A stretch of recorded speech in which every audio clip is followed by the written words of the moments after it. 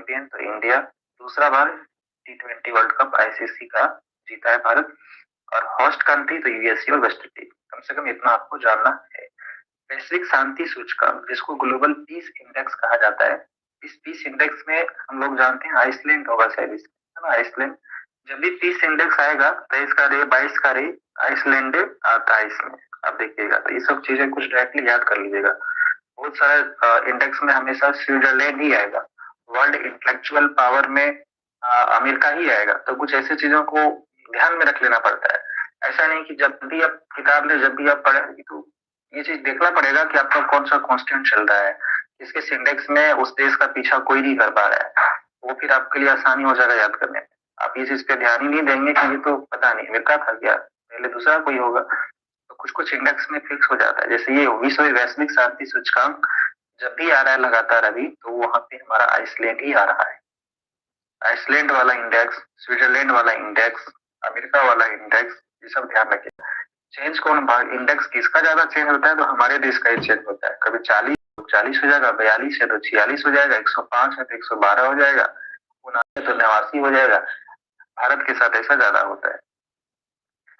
देखिए आइसलैंड ध्यान रखिएगा टॉप कंट्रीज है इस सूचकांक में। इसको रिलीज किया जाता है आईईपी के द्वारा। ध्यान रखिएगा, institute of economics and peace, institute of economics and peace के द्वारा वैश्विक शांति सूचकांक को तैयार किया जाता है। इसमें टॉप कंट्रीज में आइसलैंड, सेकेंड नंबर पे आयरलैंड और लास्ट नंबर पे यमन है।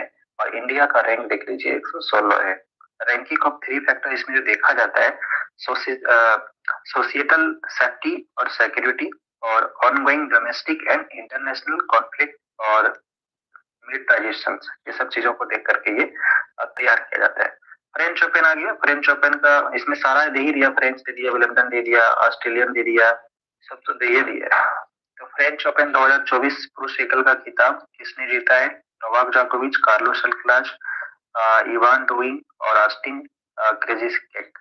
तो ध्यान रखिए कार्लोस अल्कराज। विलियमटन में भी कार्लोस अल्कराज था और फ्रेंच में भी कार्लोस अल्कराज है। ध्यान रखिए 2024 का फ्रेंच ओपन, जो कि टेनिस का एक ग्रैंड स्लैम प्रतियोगिता है फ्रेंच ओपन, इसमें मेन सिंगल का खिताब कार्लोस अल्कराज ने जीता है। अभी जस्ट बताए थे, स्पेन के रहने वाले हैं और इन्होंने अलेक्जेंडर जेवरेव को हराया है, जो कि जर्मनी के रहने वाले थे। तो ये हमारा था फ्रेंच ओपन 2024। सिंगल, पुरुष सिंगल का खिताब किसने जीता है जी? तो कार्लोस अल्कराज। 2024 का फ्रेंच ओपन में महिला एकल का खिताब, तो ध्यान रखिएगा ईगा स्वीटेक, ये भी काफी चर्चा में रही है क्योंकि फ्रेंच ओपन में महिला एकल का खिताब ये जीती है। और इन्होंने जेस्मिन पाउलिनी, इटली की रहने वाली, उसको हरा करके फ्रेंच ओपन में महिला एकल का खिताब जीती है। ध्यान रखिएगा ईगा स्वीटेक। इंपॉर्टेंट है ग्रैंड स्लैम प्रतियोगिता, टेनिस का चारों इंपॉर्टेंट है। और खास करके सिंगल महिला और सिंगल पुरुष वाला में, single title women, single title women और मेन, दोनों का इंपॉर्टेंट रहता है। भारत के प्रधानमंत्री के रूप में तीसरे कार्यकाल के लिए किसने शपथ लिया है? तो आप जानते ही हैं,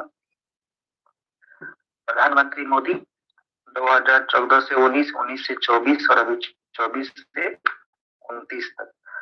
और ये 5 साल तक रहेंगे ही प्रधानमंत्री। जवाहरलाल नेहरू का रिकॉर्ड टूटने जा रहा है और उम्मीद है कि 5 साल बीजेपी गठबंधन की सरकार रह ही जाएगी।